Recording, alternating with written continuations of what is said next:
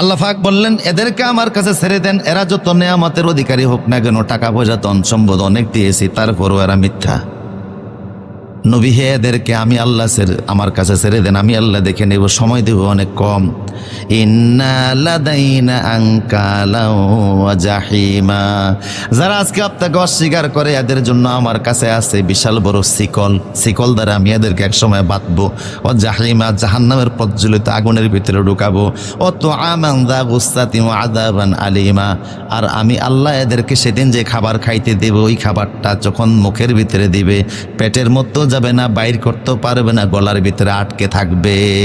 আল্লাহু আকবার।